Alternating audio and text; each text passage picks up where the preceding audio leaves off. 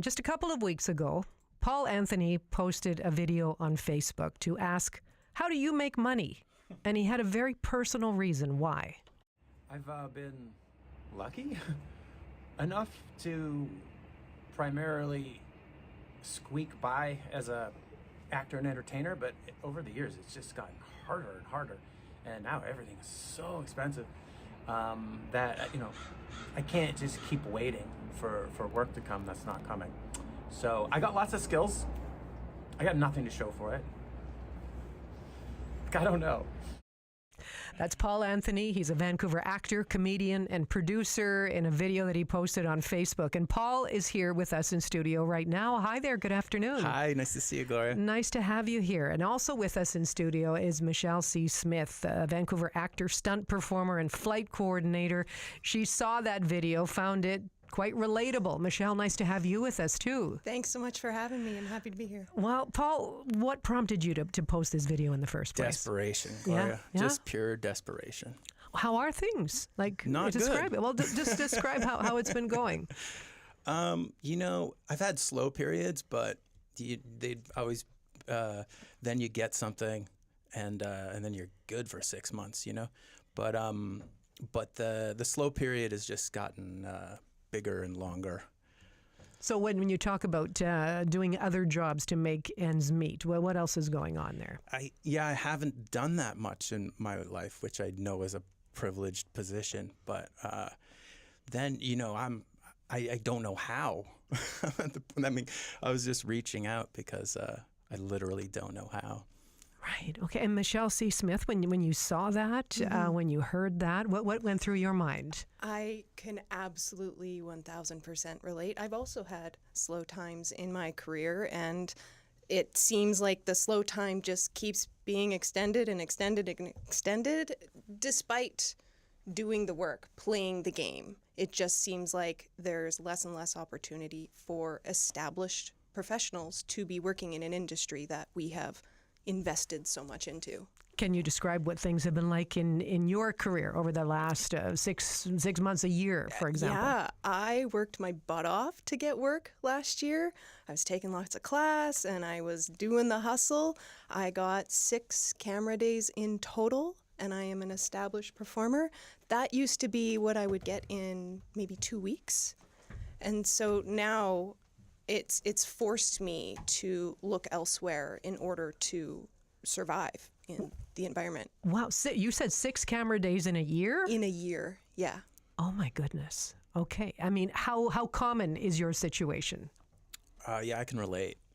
No, I know, but you can relate, and others in the industry. There's 2 of you in different parts of the industry right now. Yeah. What are you hearing from others? I don't know many people who are working right now. I know some. But yeah, it seems to be how everyone's feeling. Okay. Michelle, what are you hearing from I'm hearing others? the same things. We just actually had last week or the week before, we had our union meeting for the stunt industry in Vancouver, and a big topic of the conversation was, what do we do in the downtimes here? November and December were some of the lowest, all-time low months for productions in BC, and so now the union is really starting to push their services in terms of career development, mental health services, what comes next, career transition.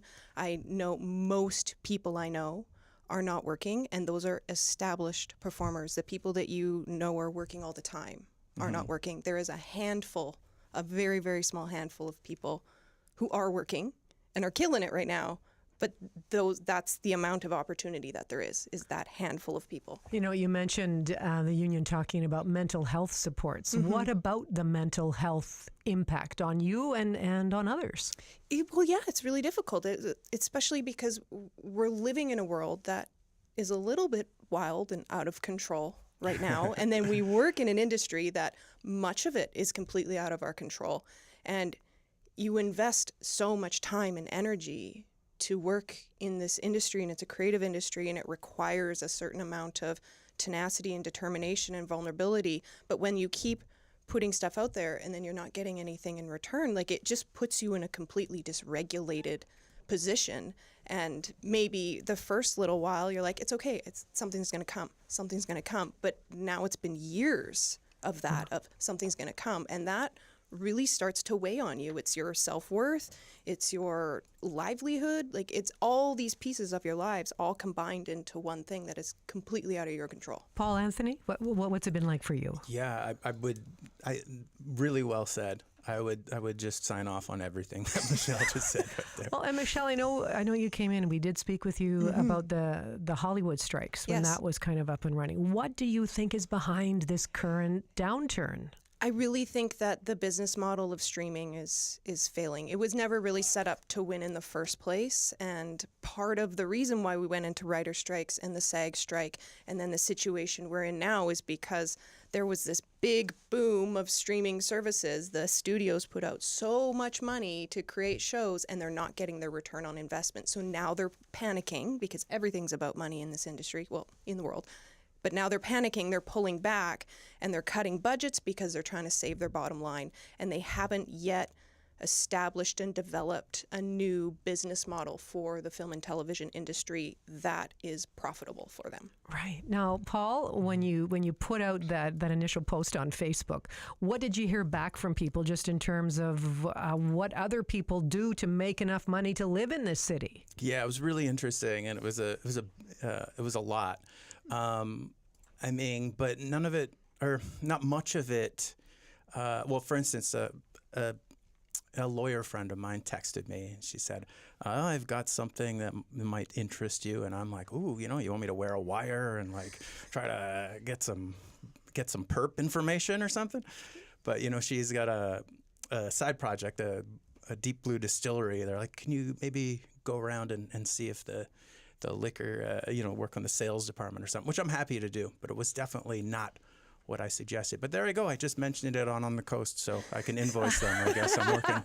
There you Thanks, go. Gloria. There you go. Michelle, I mean, we're also seeing, an incredibly volatile Canadian dollar that's down. I mean, is there a way that could be good for business, for you? Attract more, we know we had a delegation go down to the States and say, hey, we want tax incentives. We want you to bring your productions here. Absolutely. I think when the dollar is low, I think it does give American productions incentive to be here. And I know that the BC government is working on, or they have implemented, new tax credits for productions. It doesn't negate the fact that Vancouver is just a very expensive place to film and operate out of. They were saying at the union meeting that the expo lot where they often will park their trucks and put up circus is $35,000 a day to rent. Oh my. And so that's hundreds of thousands of dollars that a production is looking at in terms of their budget, and they're already trying to cut back. So the dollar will help, the tax incentives will help, but it is what it is. I want to thank you both very much for coming in. We wish you all the best, and I really appreciate you sharing this with us today. Thanks you so for having much. us. Paul Anthony is a Vancouver actor, comedian, and producer. Michelle C. Smith is a Vancouver actor, stunt performer, and flight coordinator.